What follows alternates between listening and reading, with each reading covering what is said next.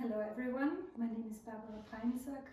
I'm the director of the Center for the Study of Contemporary Solidarity here at the University of Vienna in Austria. And I'm very happy to welcome Professor Jenny Reardon today. Jenny is a professor and founding director of the Science and Justice Research Center at the University of California in Santa Cruz. And Jenny is here to give a talk later this afternoon about the birth of scientific anti-racism. And as long as I've known you, Jenny, which was, I think, even before your first book came out, Race to the Finish, about the Human Genome Diversity Project, I think it was in 2005, if I remember correctly. So what stood out for me in your work was how you showed the political in practices that a lot of people saw as not so political or not clearly political. But very recently you have also started to confront the political in a very direct way. And I'm talking about a really fascinating project that you have been doing and will continue to do, which involves sports. And politics. That's right? true, sports, yes. So it is a project where you cycle through Kansas, and you also wrote an article in the Washington Post about that. I think it was in January 2005. 25. 2025, right? Can you tell us something more about why you embarked on this, metaphorically and literally? And also, given that we are at this political science department, what can political scientists learn from this? So from somebody cycling through a flyover state and talking to people about politics. Great question. Well, I'm really happy to be here, and thanks for hosting me here. So I started the project in I guess really the idea came to me in the January of 2017, right as the inauguration of Trump the first time was happening, and I was supposed to be teaching issues and problems in American society to over 200 undergraduates at the University of California, Santa Cruz, and I had put the book, What's the Matter with Kansas, on the syllabus, which was a best-selling book in the US in 2004 that was trying to explain why, according to the author, Americans vote against their interests. So their economic interests. So the argument was they vote for social values and not their economic interests. And I put it on the syllabus, but I was pretty sure none of my students would know anything about Kansas. So I was going home to visit my mother. I'm from Kansas. And I did a little What's the Matter with Kansas road tour, in which I was just going to take some photographs of those places to put in the PowerPoint slides, and I ended up on a multi-year cycling through Kansas tour. Why did you choose the bicycle? Well, so I had just the year before cycled from London to Berlin after Brexit, and I learned then how cycling can be a tremendous epistemological aid. I mean, I learned so much before I left on that trip. I couldn't have told you, like from the perspective of being in the US and watching everything that happened in the United Kingdom, I couldn't understand why anyone would have voted for Brexit. But after having cycled out of London, up north, through, in rural areas, outside of the main urban areas, and talking to people, and then as I came over into the Netherlands, into Germany, and had lots of conversations with people along the way about agricultural policy, about disagreements over the EU and how it runs its policies, and people telling me, we get why the UK voted for Brexit. We would like to have more control over our local policies when it comes to things like, we want to have more organic approaches to farming, but those things are constrained by what the EU says or what Germany says. And so I learned a lot on that trip, and I realized that being on the back of a bike, people talk to you, they're interested in you. Like they wonder, I had someone ask me, lots of people ask me, because I wasn't on the tourist tour. Right. I was biking through places. For example, I biked through, one day I was biking through northern Saxony, and it just smelled so bad. When I stopped for lunch, I kind of politely asked, so what's the local industry around here? And I learned that the largest chicken slaughter facility in all of Europe was there. And then I got curious about that. And so I learned so much along the way. And people, when I ended up in that town, they're like, why did you come here? Nobody bikes through here. And so at the end of the day, I was at this pizza parlor, and someone said to me, so is there a camera crew? Like, why are you here? Like, what? And I said, well, and often people would ask me, where'd you come from? I'd say, from California. Like, you biked all the way from California? Anyway, so it was just a good source of humorous conversations to then get at serious topics. But you did tell them right away that you were using this for research? No. I just biked from, why bike from London to Berlin? Good question. I didn't have a good reason. I had to be in London for an event, and then I had to be in Berlin for an event. I thought, I had just started being a long distance biker. I thought, well, let's just try to do that. But after I did that, I realized that I could learn a lot on the back of a bike. Right. And so when Trump got elected, and I and everybody else was trying to understand what was going on in the US, I thought to myself, I wonder if biking around Kansas might be a good way to understand this moment. And that's how I got involved in it. And I was partially, there was another person, William Lees Heatmoon, who had written a best-selling book in the late 80s, early 90s, that I had read, called Prairie Earth, in which he walked every single road in one county in Kansas. And it's just such a brilliant exploration of human beings, and how much you can learn by paying attention and walking carefully and thoughtfully through and on a land, was compelling to me. I also was from Kansas, had actually started out in life sciences and ecology, and so I knew from that work that there was a long-standing issue in Kansas, a long-standing tension between academic knowledge about agriculture and then what farmers knew from farming on the ground. So from visiting my best friend in college, so I went to the University of Kansas. Most people think Kansas is flat, which it is not. Like, if you know anything about Kansas, it's flat. There's the Wizard of Oz, and some people know about In Cold Blood, which was also written about a murder in Kansas. So those are the three things anybody ever knows about Kansas, but usually it's the Wizard of Oz and it's flat. Well, Kansas isn't flat. The University of Kansas is actually up on a hill, and it gets critiqued for being this up on the hill, out of touch with people. And I learned that from visiting my best friend, who grew up on her family farm in Kansas. And so when I first started the biking tour, I biked from the university to her farm. That was my first route. The very first, some of the challenges of biking in Kansas are that because lots of reasons, rural towns are dying in Kansas. Often there's not a grocery store, there won't be a place to stay. It's actually difficult to bike. And I say, you were saying through Kansas, I actually have been biking around Kansas a little bit like an idiot. Going around in circles like this, so there's no through line to the story or the biking route that I'm on. But as I try to navigate where I'm going, some of the things I'm considering are, where can I eat, where can I stay, how can I avoid being sucked up into a thunderstorm?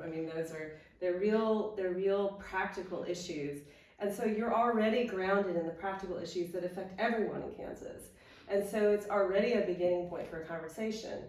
And the condition of the roads. Often people will ask me, which road did you go down? And they will know about the road, how it's graded. I learned so much about gravel. There's 3 types of rocks that are used for gravel roads in Kansas. You've got you've got rock that just comes out naturally out of the ground.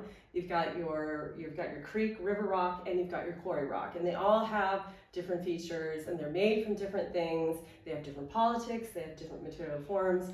The roads that are the worst are the ones that have large rocks and are flint, because flint, there's a part of Kansas called the Flint Hills. Flint were used by native peoples of Kansas to create arrowheads, and they did so because it's really sharp. So if your bike tire, as my bike tire did on the very last trip I did in Kansas a few months ago, hits one of those flint, it will rip through your tire. So you have to navigate these things, and that's the beginning. That is a point of connection between you and pretty much anyone you would meet in Kansas. So already you have a matter of common concern to talk about. And you're also breaking through this separation, right, between the ivory tower academia and the people, because you are rendering yourself vulnerable to nature and other elements, really, in ways that researchers usually do not. So I heard that when you published your article in the Washington Post in January, it spoke to a lot of people. And I would assume that it spoke to people in a very different way than a statistical analysis would do. So what do you think was it that spoke to people? Was it the fact that your findings were written up in stories? My sense was that also your findings actually went beyond what political analysts would normally say, right? Yeah, because one of the reasons why I wrote the piece in the Post is I was biking right the month before the last election in October of last year. And, Kansas in the American political scene often gets described, it's often a metaphor for what's wrong with the nation. And so there's a lot of, let's go look at Kansas and what's the matter, even that name, What's the Matter with Kansas. That title of that book was also the name of an essay by a famous journalist, William Allen White, earlier in the 20th century. So it's been reused many times. So it's a trope. So I was tired of the focus on. When I was in Kansas, there's this idea that they're all going to be Trump supporters, and but when I was biking through, I saw so few signs at all for the national election. There was a lot of local races, which was very different from when I biked through during the 2020, right in the advance of the 2020 election, where you did see big Trump flags, etc. So something had changed. Right. But that story was not being told in the national story, and there's a way in which all of the social media and the globalization of media and it means that and the defunding of journalism has meant that local stories have really died. We don't have the local stories. We have one national story, and that gets global circulation. And so it's very hard to break through with other narratives. And I was frustrated by that. And I wanted people to, well, first of all, get off their phones and maybe talk to someone instead of assuming you can find out what's going on about politics by reading, streaming through social media or watching TV. And second of all, I was being inspired by what I was finding on the ground, which was much counter to what you could have read through doom scrolling on your phone. So I think that inspired, I think, you could read that piece now. So the article, what I talk about is, while there are definitely growing divisions in the country, if you get down and talk to people about practical problems, like where's your water coming from? How are you going to get clean water? In western Kansas, which is where I was biking for part of that trip, the Ogallala aquifer, which is the largest aquifer, at least in the US, and maybe, I don't know how it ranks in the world, but it's incredibly important to agriculture in the United States, and also particularly to agriculture in Kansas, and it's running out. So there's a common problem in western Kansas, which is if this aquifer dries up, not only does ag go away, potentially all our towns go away. So it is a problem, it's a common problem. And so people were finding ways to work across, political divisions to solve that problem in a way that surprised me, that I thought would never happen in Kansas. And so I wanted to report about that. I wanted to report on why I thought, what were the elements that were feeding into that, what different modes of politics on the ground were happening, what specifically was facilitating there to be, as you might put it, solidarity around an issue in a moment of great division. And I think also across supposedly partisan divides. Exactly. Yeah. Doesn't matter how you vote, we all need clean water, and we have to figure out how to do it. Which is not to say there aren't real huge sticking issues still, like who should have a vote, who should have a voice when it comes to how water is used in Kansas. And there was pushback against the idea that any person who lived in Western Kansas should be able to literally vote. I mean, they do vote, like there's a voting system for who represents the water districts. You vote for members of the water management district boards. And right now the laws are you have to own a certain amount of land, and you have to be a producer of some kind. But some people who I met and who are legislators, and some including legislators in Kansas, have said that is not fair representation, because every person who lives out there is affected by how the water is managed. Even the person who works at the cafe, or who delivers your mail is affected by whether or not the water runs out, because if the town goes away, everybody, it doesn't have an economy. So there are, it's not that there's agreement, there was certainly no agreement on that issue, but there was agreement that something had to change, and there was legislative, and actual legislative changes were made and passed in the Kansas legislature. And I think in a way that people would not, including myself, would not have predicted. So the question was how. And so I wanted to write about that. And I think writing about it as a bike adventure really inspired people.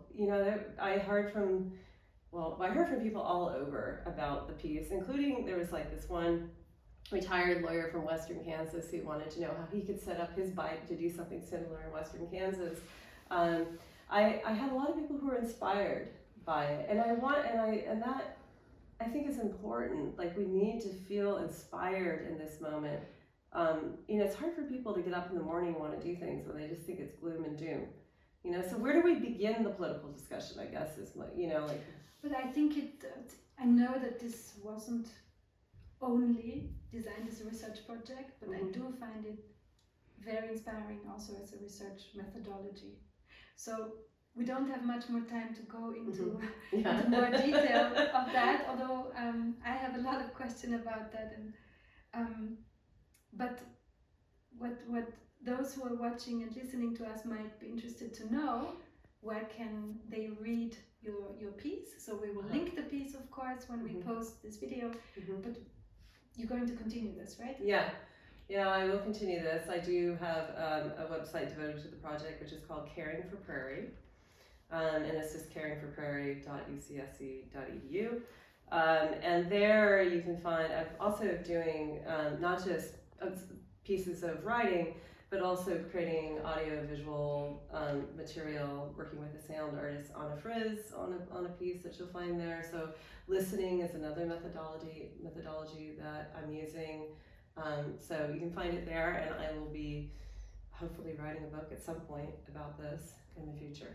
I think sooner rather than later. Thank you so much, Jenny. Yeah, thank you for having me. It's really fun to talk about it.